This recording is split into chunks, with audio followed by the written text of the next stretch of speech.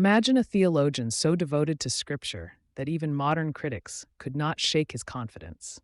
A scholar whose mind rivaled his heart for God and whose pen fortified a generation of believers against doubt. This is the story of Benjamin Breckinridge Warfield, the brilliant defender of biblical authority and one of the last great lions of Princeton. Benjamin Breckinridge Warfield was born in the rolling bluegrass region of Lexington, Kentucky, on November 5, 1851. His family background was deeply rooted in American political, religious, and social elites, which profoundly shaped his worldview and future pursuits. His father, William Warfield, and mother, Mary Cabell Breckinridge, belonged to families with notable influence. His maternal grandfather was Robert Jefferson Breckinridge, a prominent Presbyterian preacher, politician, and educator. Breckinridge's lineage also boasted his uncle, John C. Breckinridge, who served as Vice President of the United States and as a Confederate general, along with kin who held various positions of leadership in American and Presbyterian history. Growing up amid such prominence, Warfield was immersed in religious and academic traditions. From a young age, he was committed to biblical and doctrinal instruction. His childhood education was largely private, guided by skilled tutors who ensured he memorized key confessional statements, including the Westminster Shorter and Larger Catechisms. This early emphasis on Reformed doctrine and Scripture had an indelible influence on his later theological pursuits. Even as a boy, Warfield demonstrated a remarkable combination of discipline, reverence, and intellectual curiosity, a mind eager for truth and a heart anchored in faith. At the age of 17, Warfield entered Princeton University in 1868. Demonstrating exceptional intellect and discipline, he graduated in 1871 with high honors, excelling in mathematics, science, and classical languages. His academic achievements and disciplined scholarship set the stage for his future prominence.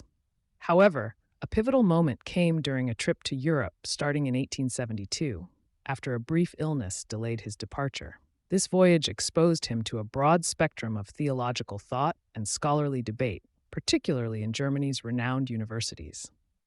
In Edinburgh and Heidelberg, Warfield studied under luminary scholars like Christoph Ernst Leuthart and Franz Delitzsch. His time abroad immersed him in rigorous biblical and theological scholarship and awakened his dedication to the defense of Scripture. This European sojourn was transformative, steering Warfield toward an intense conviction that biblical inerrancy and divine inspiration were central to the integrity of Christian faith.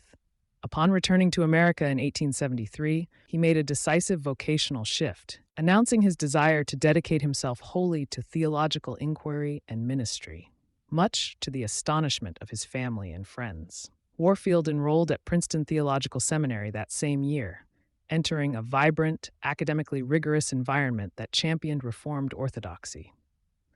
His coursework and formative years there solidified his doctrinal commitments. His close study of biblical languages, particularly Greek and Hebrew, underscored his dedication to biblical authority. He graduated in 1876, establishing himself as a promising scholar. Throughout his seminary years and early ministry, Warfield's commitment to biblical inerrancy was central. His reputation grew through his scholarly articles and debates, especially his joint publication with A. A. Hodge, The Inspiration of the Bible, which defended the doctrine against liberal critiques. Warfield saw biblical inerrancy not as a modern invention, but as the historical faith of the Church, an essential pillar of Christianity that required careful biblical defense. In 1876, Warfield briefly preached as a supply pastor at Presbyterian churches in Concord, Kentucky, and Dayton, Ohio. Though called to serve in Dayton, he declined a permanent position, preferring scholarly pursuits. That same year, he married Annie Pierce Kincaid, daughter of a prominent Baltimore lawyer. Their marriage was a union of mutual respect and shared Christian commitment. In late 1876, Warfield and his new wife traveled once more to Europe. During this stay, he further refined his theological perspective, and their experience was marked by tragedy. A severe thunderstorm during their honeymoon traumatized Annie to the point of lasting illness. Warfield's devotion to her lifelong health and care demonstrated his pastoral heart amid his scholarly pursuits. For nearly 4 decades, he lovingly tended to her needs, balancing his academic responsibilities with quiet acts of compassion at home. Friends often remarked that his tenderness toward Annie revealed the depth of his faith as much as his writings ever could. In the subsequent years, Warfield taught briefly at Western Theological Seminary in Pittsburgh, where he was recognized for his exegetical skills, biblical criticism, and firm stance in defending the authority of Scripture. His commitment to the inerrancy of the Bible and his apologetics gained him recognition as a leading defender of Orthodox Christianity. In 1887, Warfield accepted an invitation to Princeton University's prestigious Theological Seminary, following the death of A. A. Hodge. As professor of polemic and didactic theology, Warfield's influence grew exponentially. His work was characterized by razor-sharp exegetical skill and a deep commitment to confessional Reformed doctrine. His mastery of biblical languages and systematic theology made him a leading figure among American theologians. His classroom lectures were legendary, precise, passionate, and filled with conviction. Students left not merely informed, but deeply moved, convinced that they had encountered a man who lived what he taught. Throughout his tenure at Princeton, Warfield produced numerous influential writings. Among his most significant contributions was his vigorous defense of biblical inerrancy, culminating in his famous essay, The Inspiration and Authority of the Bible. For Warfield, Scripture was divinely inspired and infallible, an attitude rooted in the Reformed tradition but articulated with modern scholarly precision. He also engaged in vigorous debates against liberalism and higher criticism, asserting Scripture's divine origin as both a historical and doctrinal necessity. Warfield's works, including commentaries, systematic treatises, and polemical writings, shaped Evangelical and Presbyterian thought well into the 20th century. His calm yet unyielding approach earned him respect even from those who disagreed, as he represented a rare blend of intellect, humility, and faithfulness. Warfield's personal life was marked by unwavering devotion and resilience.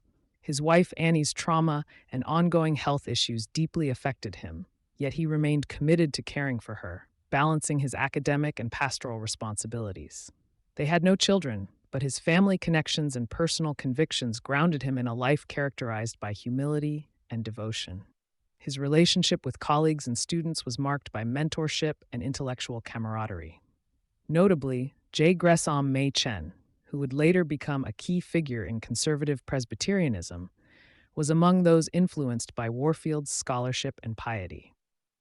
Many of his students recalled how his calm assurance in the truth of Scripture gave them courage to stand firm amid the rising tide of skepticism.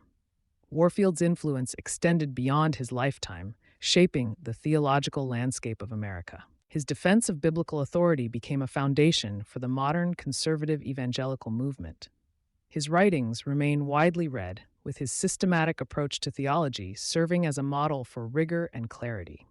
He was instrumental in shaping the high Calvinist tradition within American Presbyterianism, emphasizing the sovereignty of God, the authority of Scripture, and the doctrines of grace.